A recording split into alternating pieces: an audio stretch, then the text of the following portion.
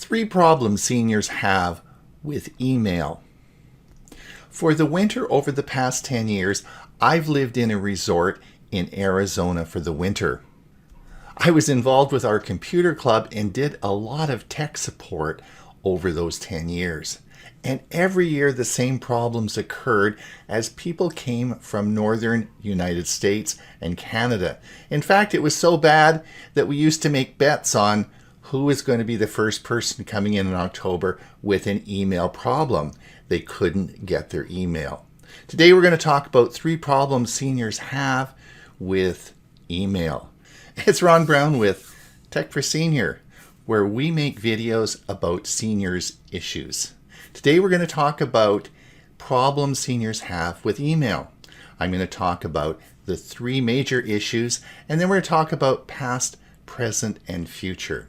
So let's get on with it. But remember, if you want to be notified as new videos come out, you hit that subscribe button at the bottom, and over on the right, hit the notification bell, and we'll notify you when a new video comes out.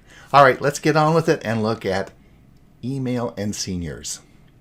The 3 problems seniors have with email are the following. The first problem is they often use legacy systems. These are often old systems that have been around a long time because, of course, seniors have been around a long time. They've probably had their email service since the start of email. And a lot of these are old POP3 accounts. They're often used with their local ISP providers, and they're very reluctant to change. Which is the second problem seniors have, is they're often very reluctant to change the system they have. There's the fear of the unknown. In fact, most email now is used by seniors and less by younger people as we move into text messaging and certainly messaging services. And the third problem seniors have, well, it's a good problem. They get to travel. They've got some affluence now, they're enjoying life, and they want to travel. Well, then they can't get their email as they travel. Big problem that we saw in Mesa, Arizona, as people tried to come down for the winter months and couldn't get their email. This was a big eye-opener and a big complex problem, but we're going to talk about that today.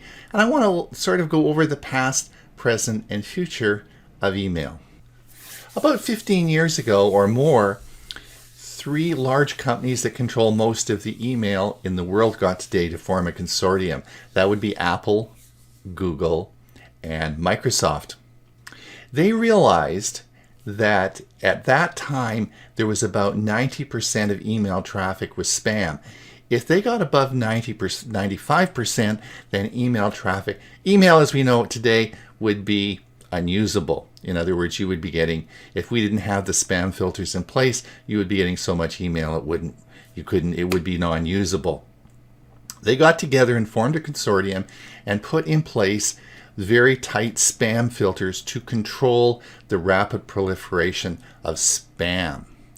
And today, they've held it at 95%, but that's a bit dicey right now. But they do make email still usable.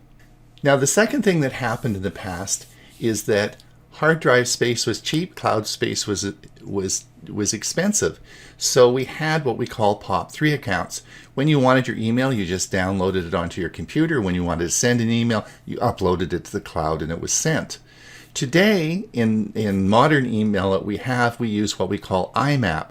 This is where cloud storage is cheaper than computer storage, so we store it all in the cloud.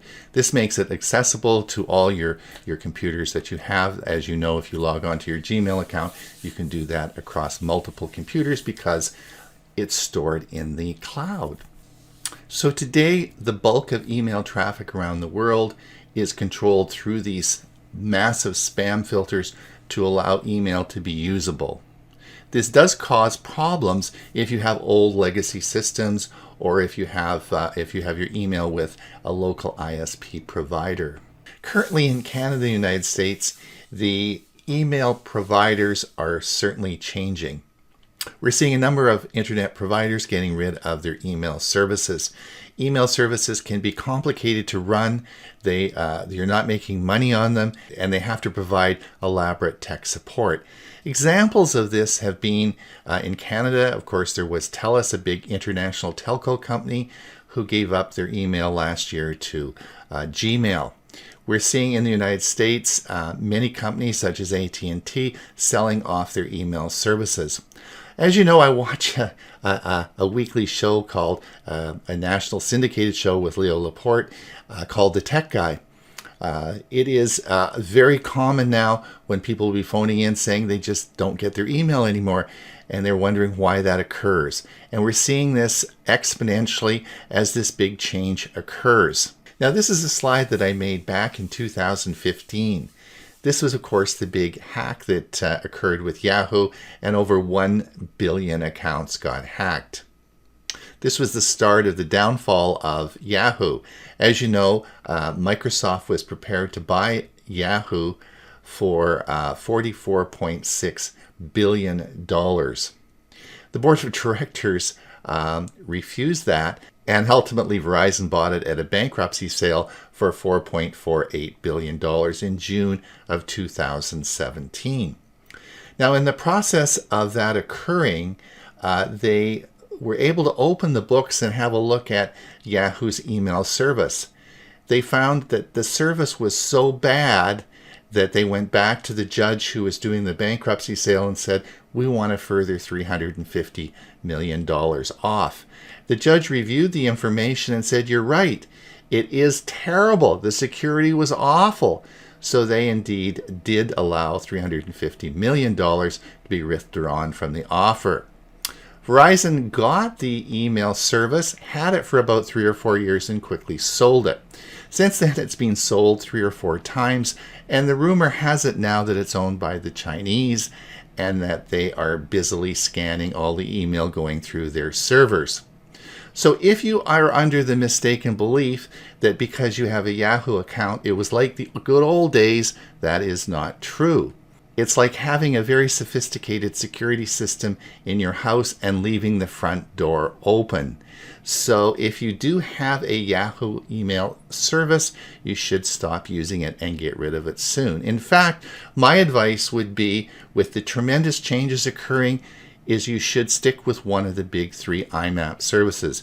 You can either use the Apple iCloud service, you can use Gmail, or you can use, of course, Microsoft Outlook or their Hotmail services. Those are all well protected and within the environment of the spam filters. So what about the future of email? Well, certainly the email providers are going to change rapidly over the next few years. I think this is going to cause chaos and problems if you're not with one of the big 3 that we've mentioned. The advantages of the big 3 are that you should be able to get your email no matter where you travel in the world. Also, the email systems they have developed integrate into their ecosystem and operating systems within the environment you're using their software. So you may want to look at that as well. However, as evidenced by a lady who had problems getting her Gmail. She couldn't get Gmail and she had no help from Google. She got so frustrated. She went down to Santa Clara, California, and she sat on the front steps of Google's big head office and banged on the door. She did this all morning and no one let her in. Very frustrated, she left, but not before the television cameras were there. So it is difficult if you have problems and you have no support. For this reason, I'm so happy that Mike Ungerman is going to talk today on Proton Mail. Proton Mail gets rid of a lot of the problems we've discussed today. It's an international company, it's very secure, and it provides excellent support. I think that this is one time in email's history where we really have to look at a safe, secure email system with good support. I want to thank Mike for doing this today and talking about Proton Mail. Let's see what he has to say. It's Ron Brown with Tech for Senior. Till we meet again, and remember, click that notification and ring the bell. Have a great day.